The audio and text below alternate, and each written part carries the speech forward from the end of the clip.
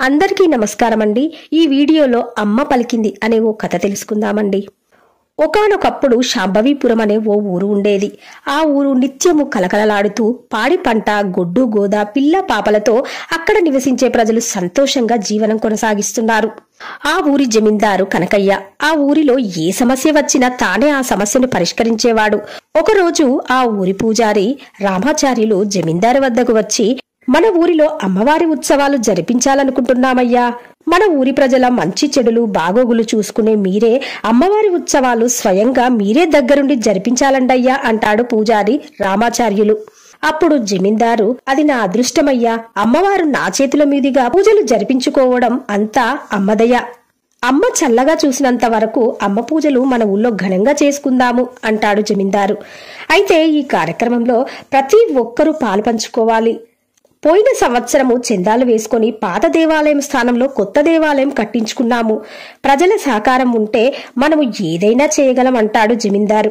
దానితో పూజారి గారు, అయ్యా, అమ్మదయ వల్ల ఈ సంవత్సరము పంటలు బాగా పండినాయి. అందరి ఇండ్లు ధనధాన్యాలతో కలకలలాడుతున్నాయ్యా. ఊరి ప్రజలంతా కలిసి 1,00,000 రూపాయలు చందా వేసుకుని అమ్మవారికి నగలు చేయించారండయ్యా. అయితే ఊరి ప్రజలందరినీ ఒకే మాట మీద నిలబెట్టి అమ్మవారి ఉత్సవాలు మీరే ఘనంగా చేయించాలండయ్యా అంటాడు పూజారి. దానితో జమీందారు, నేను చాలా అదృష్టవంతుణ్ణి. అమ్మ సేవ అలంకారము నా చేతులపై జరుగుతుంది. చుట్టుపక్కల గ్రామాల వారినందరినీ పిలుద్దాము. అమ్మవారి ఉత్సవాలు రంగరంగ వైభవంగా జరుపుతాము. అందరినీ పిలవాలి అంటాడు జమీందారి పూజారితో. ఇక పూజారి, ఇదిగోండయ్యా గుడి తాళం చెవి. రోజు సాయంకాలం పూజ ముగిశాక తాళం చెవి మీకు ఇచ్చి వెళ్తాను అంటూ పూజారి తాళం చెవి జమీందారికి ఇచ్చి ఇంటికి వెళ్లిపోతాడు. ఆ తర్వాత అమ్మవారి ఉత్సవాలు రంగరంగ వైభవంగా జరుగుతాయి. చుట్టుపక్కల గ్రామాల వారు కూడా అమ్మవారి దర్శన భాగ్యం కోసం తండోపతండాలుగా వచ్చి అమ్మను దర్శించుకుంటారు. అమ్మను ఆ నగలతో అలంకరించి గ్రామ ప్రజలంతా సంతోషపడతారు. దానితో ఊరి ప్రజలలో జమీందారు అంటే గౌరవం పెరుగుతుంది. అమ్మ సేవకు ప్రతినిధిగా నిలబడ్డాడు అనుకుంటారు. చుట్టుపక్కల గ్రామాలలో కూడా జమీందారి గారి పేరు, కీర్తి, ప్రతిష్టలు పెరుగుతాయి. ఓ రోజు పూజారి గారు గుడి తలుపులు తెరిచి అమ్మను చూడగానే అమ్మ నగలు కనిపించవు. దానితో పూజారి గారు లబోదిబోమంటూ ఏడుస్తూ ఊరి ప్రజలకి చెప్తాడు, ఏమిటి ఈ మాయ? అమ్మవారి నగలు దొంగతనమయ్యాయి, కనిపించడం లేదు. ఏ పాపాత్ముడు ఈ పాపం చేశాడో శిక్ష అనుభవిస్తాడు అంటూ పూజారి లబోదిబో మొత్తుకుంటాడు. ఇలా చేసిన వాడికి పుట్టగతులు ఉండవంటూ ఏడుస్తూ ఉంటాడు పూజారి.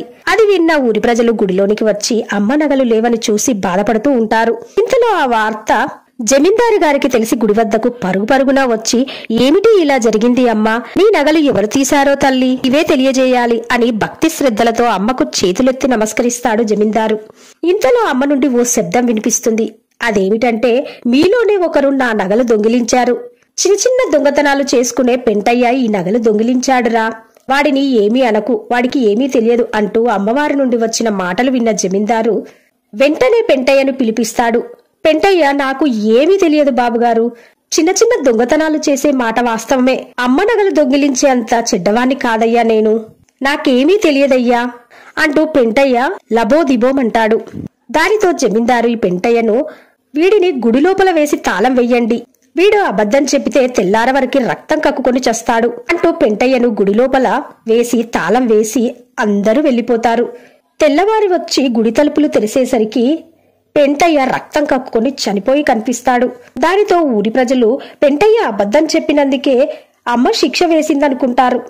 ఇక జమీందారు, జరిగిందేదో జరిగిపోయింది.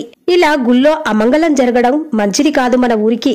ఈ పెంటయ్యను బయటకి తీసుకెళ్లి కార్యక్రమాలు జరిపించండి. ఆ తర్వాత మిగతా విషయాలు ఆలోచిస్తాం అంటాడు జమీందారు. కొన్ని రోజుల తర్వాత జమీందారు ఊరి ప్రజల వద్ద, అమ్మ నాకు రాత్రి బోసి మెడతో నగలు లేకుండా కలలో వచ్చి ఇలా నగలు లేకుండా ఎలా ఉంచుతున్నారా నన్ను అంటుంది. మనం చూస్తే బోసి మెడతో నాకు చాలా బాధ అనిపించింది. మనమందరం కలిసి మళ్ళీ అమ్మకు నగలు చేపిద్దాము అంటాడు జమీందారు ఊరి ప్రజలతో.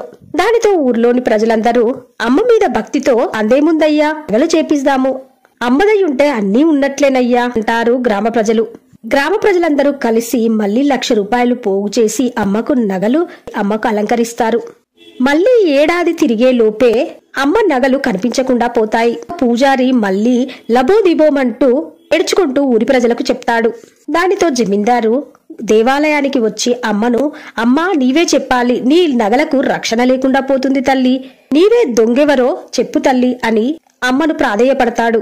అరే మన ఊరిలోనే దొంగలున్నారా, చాకలి సంగయ్య నా నగలు దొంగిలించాడు అని అమ్మ సమాధానమిస్తుంది. దానితో జమీందారు చాకలి సంగయ్యను తీసుకొని రండిరా ఆ ఊరి ప్రజలకు చెప్తాడు. ఇక ఊరి ప్రజలు కొంతమంది వెళ్లి చాకలి సంగయ్యను తీసుకురావడానికి చాకలి సంగయ్య ఇంటికి వెళ్తారు. చాకలి సంగయ్య ఆ రోజు రాత్రే బలాన్మరణం చెందాడట. దానితో ఊరి ప్రజలు దేవాలయానికి వచ్చి జమీందారు గారికి చెప్తారు, చాకలి సంగయ్య రాత్రి చనిపోయాడండి అని. దానితో జమీందారు తన జేబులో ఉన్న కత్తి తీసుకుని, నేను చనిపోతాను అమ్మా, ఆ నగలు దొరకకపోతే నేను బతకను అంటూ కత్తి తీసి మెడ దగ్గర పెట్టుకుంటాడు. దానితో ఊరి ప్రజలంతా, జమీందారు గారు మీరుంటేనే మా బతుకు, మీరు మా యోగక్షేమాలు చూస్తారు, మీరు అలా చేసుకోవద్దు, దొంగను దొరకబడతాము అంటారు ఊరి ప్రజలు. ఆ జమీందారు గారు మూర్ఛ వచ్చి పడిపోతారు. దానితో పూజారి గారు అంటారు, ఇలా జరగడం మన ఊరికి అమంగళము, మనమంతా కలిసి మళ్లీ అమ్మ నగలు చేయించుకుందామని ఒకసారి మొక్కుకుందాము, అప్పుడు అమ్మ మన మీద దయ చూపుతుంది అంటాడు పూజారి గారు. అప్పుడు గ్రామ ప్రజలంతా, సరేనయ్యా మనమందరం కలిసి అమ్మ నగలు చేయించుకుందాము అంటారు గ్రామ ప్రజలు. కొంత సమయానికి జమీందారు తేరుకొని కళ్ళు తెరిచి చూస్తాడు. జమీందారు గారు అంటారు, ఎందుకిలా చేశారు, నా ప్రాణం కోసం మీరంతా మళ్లీ ఇల్లు గుల్లా చేసుకుంటారా అంటూ ప్రజలపై కొంత ఆగ్రహం చూపిస్తారు. దాందేముందయ్యా, అమ్మదై ఉంటే అన్నీ ఉన్నట్లే, మళ్లీ అమ్మకు నగలు అలంకరించుకుందామయ్యా అంటారు గ్రామ ప్రజలు. అలా రెండవసారి కూడా ఊరి ప్రజలందరూ కలిసి అమ్మకు నగలు చేయించి అలంకరించి ఉత్సవాలు జరిపిస్తారు. అలా కొన్ని నెలల తర్వాత పూజారి గారి కూతురు కోమలి, అల్లుడు సత్యము పూజారి గారింటికి వస్తారు. పూజారి గారు వారికి భోజన తాంబూదాదులు ఇచ్చి వారు విశ్రాంతి తీసుకున్న తర్వాత, ఇలా ఊరిలో ప్రతి సంవత్సరము నగలు దొంగిలించబడుతున్నాయి, దొంగిలించిన వాళ్ళు చనిపోతున్నారు అని పూజారి గారు బిడ్డతో అల్లునితో చెప్తారు. దానితో కోమలికి అనుమానం వస్తుంది. అల్లుడికి కూడా ఏమీ అర్థం కాదు. తాళం చెవులు పూజారి గారి వద్ద మరియు జమీందారు గారి వద్ద ఉన్నాయి. మూడో వ్యక్తి దొంగతనం చేయడానికి ఛాన్సే లేదు. అందులో దొంగతనం చేసిన వాళ్ళు చనిపోవడమేంటి, ఇదంతా ఏదో మాయలా ఉంది అని పూజారి కూతురు అల్లుడు గారు ఆలోచిస్తూ ఉంటారు. ఇంతలో పూజారి అల్లుడికి ఓ ఆలోచన వస్తుంది. కోమలి, ఈ రోజు నువ్వు దీపారాధనకి వెళ్ళు, అక్కడున్న నగలు నువ్వే దొంగిలించు, ఆ తర్వాత నగల దొంగతనం జరిగిందని చెప్పు, ఏం జరుగుతుందో చూద్దాము అని కోమలికి సత్యం చెప్తాడు. దానితో కోమలి దేవాలయానికి వెళ్లి దీపారాధన చేసి అక్కడున్న నగలు తీసుకుని పూజారి అయిన తండ్రి దగ్గరికి వచ్చి, కోమలి నగలు కనిపించలేదు నానా అని చెప్తుంది. దానితో పూజారికి గుండె గుబేలుమంటుంది. మళ్లీ పూజారి ఊరి ప్రజలకు చెప్తాడు, నగలు దొంగతనం జరిగాయని. అది తెలిసిన జమీందారు గుడిలోనికి వచ్చి చిరాకు పడుతూ ఉంటాడు. ఏంటి పూజారి గారు, ఏం జరిగింది, పట్టపగలే నగల దొంగతనం జరిగింది, ఏంటి మీ సంగతి అని ఆగ్రహం వ్యక్తపరుస్తాడు జమీందారు పూజారిపై. దానితో పూజారి కంగు తింటాడు. ఏంటి జమీందారు గారు నాపైనే అనుమానం చూపుతున్నారు అనుకుంటాడు పూజారి. ఇక ఊరి ప్రజలందరి సమక్షంలో జమీందారు గారు, అమ్మా మూడోసారి కూడా నగలు దొంగతనమయ్యాయి, అమ్మా ఆ దొంగ పేరు నీవే చెప్పాలి తల్లి అని వేడుకుంటాడు. అప్పుడు అమ్మ మళ్లీ పలుకుతుంది, చెప్పులు కుట్టే సుబ్బిగాడు ఈ దొంగతనం చేశాడ్రా, ఇక నేను ఈ ఊర్లో ఉండదలుచుకోలేదు అంటూ కోపంతో అమ్మ ఆగ్రహిస్తుంది. ఇక జమీందారు గారు గ్రామ ప్రజలను, వెంటనే వెళ్లి చెప్పులు కుట్టే సుబ్బిగాడిని తీసుకురండిరా అంటారు. దానితో గ్రామ ప్రజలు వెళ్లి సుబ్బిగాడిని తీసుకుని దేవాలయానికి వస్తారు. సుబ్బిగాడు, నాకేమీ తెలియదయ్యా, ఈ దొంగతనం నాపై వెయ్యొద్దయ్యా, అమ్మా నీవే చెప్పు తల్లి అని అమ్మను వేడుకుంటాడు సుబ్బిగాడు. జమీందారు సుబ్బిగాన్ని బెదిరిస్తూ, ఏరా నగలు గనుక నువ్వు తీసుకురాకపోతే నిన్ను ముక్కలు ముక్కలుగా నరికివేస్తానురా అని బెదిరిస్తూ ఉంటాడు.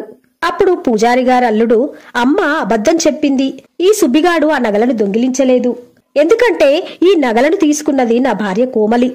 ఇంతకు ముందు 2 సార్లు చెప్పింది కూడా, అమ్మ నిజమో అబద్ధమో ఎవరికి తెలుసు, అమ్మ నగలు సుబ్బిగాడు తీసుకున్నాడని చెప్పింది, కానీ సుబ్బిగాడు నగలు దొంగిలించలేదు, ఇంతకుముందు 2 సార్లు పోయిన నగలు ఎవరు దొంగిలించారో అంటూ సత్యం ఆవేదన వ్యక్తం చేస్తాడు. అమ్మా అబద్ధం ఎందుకు చెప్పావమ్మా అంటూ సత్యం అమ్మను ప్రాధేయపడతాడు. అప్పుడు మళ్ళీ అమ్మ నన్నే అబద్ధం చెప్పావు అంటావురా అంటూ ఆగ్రహిస్తుంది. దానితో సత్యం గుడిలోనికి వెళ్లి ఈ అబద్ధం చెప్పే దేవతను ప్రత్యక్షంగా చూపిస్తాను అంటూ అమ్మవారి వెనుకనున్న జమీందారు గారి పాలేరు భార్యను బయటకు తీసుకుని వస్తాడు. అది చూసిన ఊరి ప్రజలందరూ కంగుమంటారు.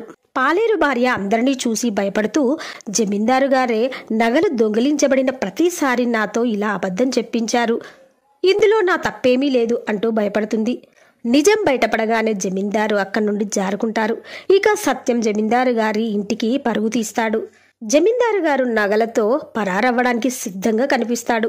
సత్యం నగలను జమీందారు నుండి లాక్కొని ఊరి ప్రజలతో జమీందారుని ఊరి నుండి తరిమి వేయిస్తాడు.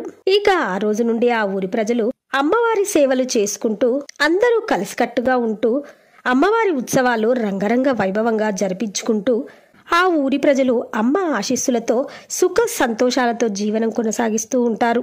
తప్పు చేసిన వాళ్ళు ఎప్పటికీ తప్పించుకోలేరండి. నిజం నిప్పులాంటిది, అబద్ధంను అరక్షణం కూడా దాచలేమండి. ఆ నిజాన్ని తెలుసుకుంటే ఎవరూ తప్పు చేయరు కదండి, ఏమంటారు? డబ్బు కోసం జమీందారు పాలేరు భార్య చేత అమ్మవారే పలికింది అన్నట్లుగా అబద్ధం చెప్పించి ప్రజలను నమ్మించి ఆ దొంగతనం అన్యం పుణ్యం ఎరుగని ఊరి ప్రజలపై వేసి నగలు దోచేసి వారిని చంపేసిన జమీందారు లాంటి వాళ్ళు సమాజంలో మనకు ఎంతో మంది కనబడుతూ ఉంటారు. అలాంటి వాళ్లను కోమలి సత్యం అనే భార్యాభర్తలు నిజాన్ని బయటపెట్టి జమీందారును తరిమివేసినట్టు వారిలాగానే ధైర్యంగా మనము అన్యాయాన్ని ఎదుర్కొని దానిని మన ఊరి నుంచి, మన రాష్ట్రం నుంచి, మన దేశం నుంచి తరిమివేయాలండి, ఏమంటారు? జమీందారు మరియు కోమలి సత్యంల క్యారెక్టర్లపై మీ అభిప్రాయాలను కామెంట్లో తెలపండి ఫ్రెండ్స్. వీడియో నచ్చితే లైక్ చేయండి, షేర్ చేయండి, ఛానల్ను తప్పకుండా సబ్స్క్రైబ్ చేసుకోండి.